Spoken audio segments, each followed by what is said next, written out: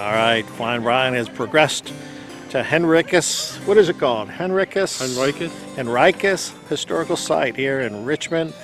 Actually, just outside of Chester, Virginia. It's a 1611 is when it first was settled by English settlers. We're going to go in and find out what it's all about.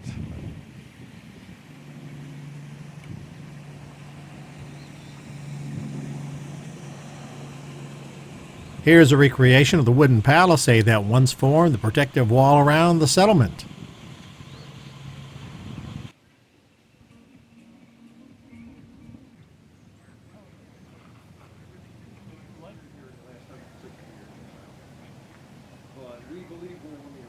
Inside the gate, you're greeted with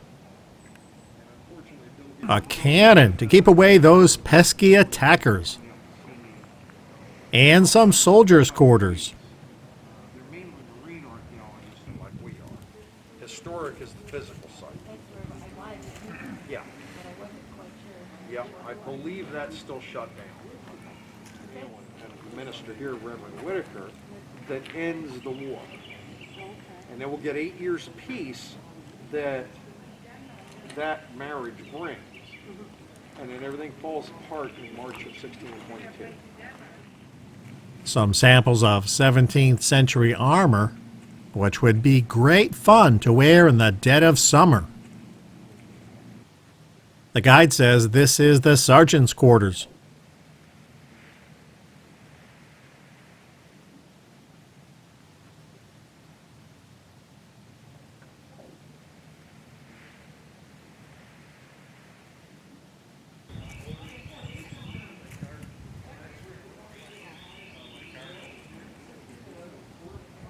This is the settlement's church, which I believe would be the Church of England.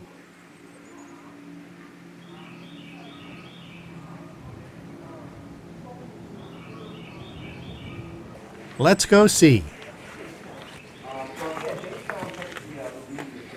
Looks like the altar on the right, the pews,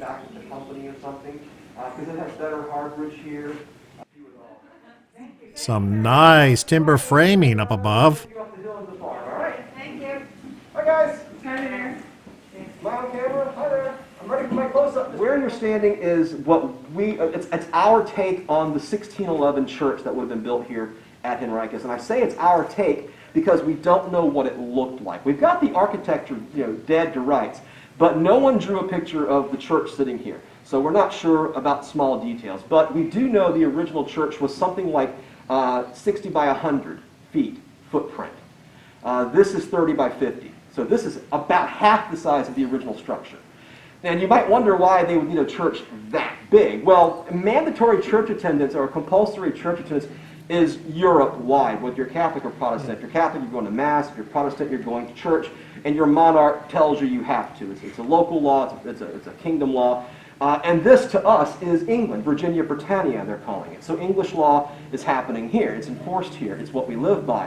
In 1611, when Sir Thomas Dale arrives with his 300 shot troops, his musketeers, his soldiers, he brings with him a stack of new laws from the Virginia Company of London, who are the owners of the colony at this point.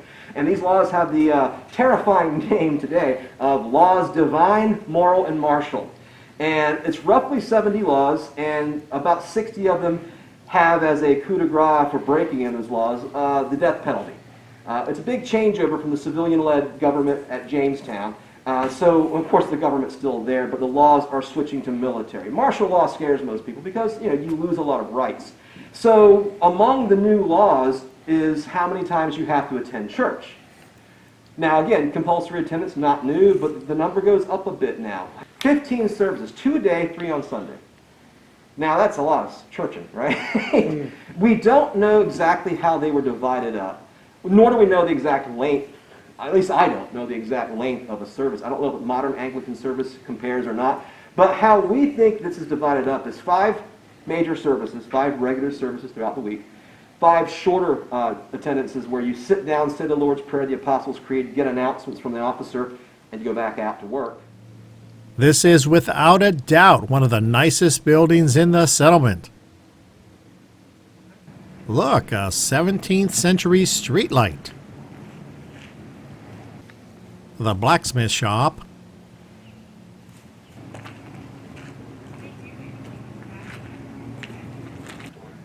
This is a recreation of several farms that began to appear outside the fort walls.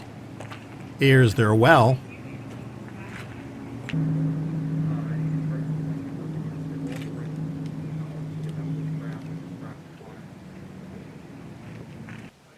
I am inside the proctor's home, which is pretty nice for the 1600s.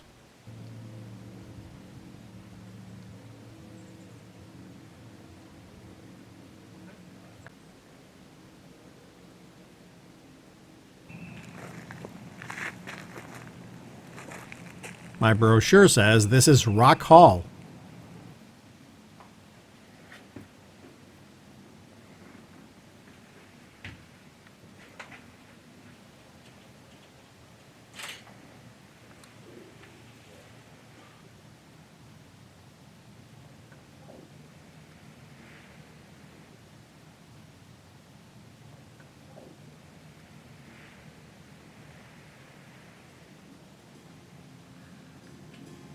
Mount Melody Hospital, spelled, I guess, the Old English way.